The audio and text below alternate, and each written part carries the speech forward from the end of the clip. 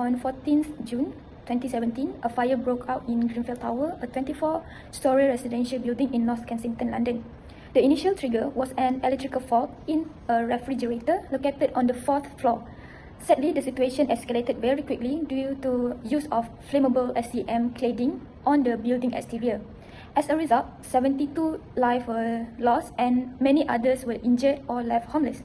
For engineers, especially in Malaysia, it reinforced the importance of adhering the acts and regulations like the Engineers Act 1977, the Uniform Building Bylaws 1984, and MS 4072/2017, which is the Code of Conduct for Fire and Smoke. I'll proceed with the discussion of Grenfell Tower fire and why it represents a critical case of engineering and ethical failure.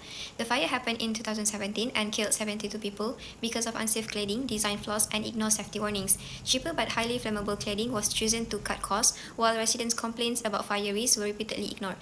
The building only had one staircase, no sprinkles, and faulty fire doors, making escape almost impossible when the fire spread out the cladding. Investigations showed that outdated building regulations and poor enforcement allowed unsafe materials to be used. This strategy teaches us that technical decisions and cost cutting must never come before people's safety. It also shows that engineers and building managers have an ethical duty to listen to residents and put public welfare first. The fire originated from a refrigerator circuit board and capacitor in a 4th floor apartment. The component overheated, and even though the model had already been recalled, it was still in use. This highlights a critical engineering lapse. Appliance safety enforcement was lacking, and there were no regular electrical audit conducted in the buildings.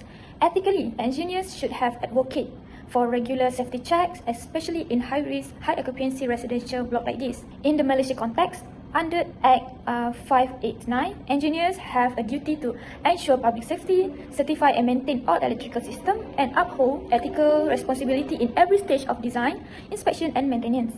The second technical engineering failure is the use of flammable cladding materials. Highly combustible aluminum composite material (SEMs) with polyethylene core was used. These materials act as fuel and cause the fire to spread rapidly on the building exteriors. Engineers are responsible for selecting and approving materials in building design and renovations. Using unsafe material represents a failure in professional judgment. The third technical engineering failure we found was due to poor fire safety design. We found several missing elements in the fighting system. Systems such as the fire sprinkler and alarm systems, smoke extraction systems, the fire doors, and fire lifts, which we found were either not properly implemented and not up to standard design, simply failed during the event. We also found that there was lacking a proper maintenance plan in the building, which can be presumed to lead to the critical component failures due to this neglect. Now, I will briefly highlight the ethical reason for failures in the Grenfell Tower fire based on the responsibilities outlined in the Engineers Act. Firstly, there was a clear disregard for public safety in material selection. Highly flammable cladding was installed despite the known fire risk. This reflects a failure to uphold engineers' duty to safeguard the public. The engineers involved failed to prevent decisions that led to a dangerous fire. Secondly, the project prioritized appearance and cost over safety. Materials were selected for budget and aesthetic, not fire performance. This shows how minimal costs were prioritized over the long-term safety. This short-term thinking put the lives at risk, and engineers failed to challenge it. Thirdly, there were serious failures in fire testing and certification. Tests were done by manufacturer on contractor, thus creating a conflict of interest. Engineers accepted unverified and misleading data without proper diligence. In short, this case shows why ethical responsibility in engineering is critical. There are some recommendations can be made. The first is the use of certified materials. Only certified non-combustible materials should be used for high-rise buildings. The second is comprehensive fire safety designs, which complies with Regulations 2021, which prioritize public health, safety, and welfare. The third is independent fire safety audits, where regular third-party audits by registered engineers should be enforced.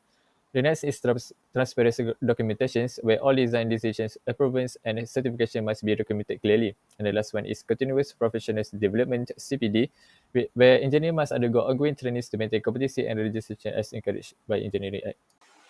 In conclusion, we conducted an analysis on the Grenfell Tower incident. Together, we found that there was a lot of the buildings designed did not follow current standards in terms of fire safety and fire prevention. We also found that maintenance was neglected after the building's construction. This showcased a lack of engineering ethics on part of the management and engineers of the building, which we believe ultimately led to the catastrophic incident. Therefore, we believe that constant regulation is important in any country in order to protect the people and the engineers.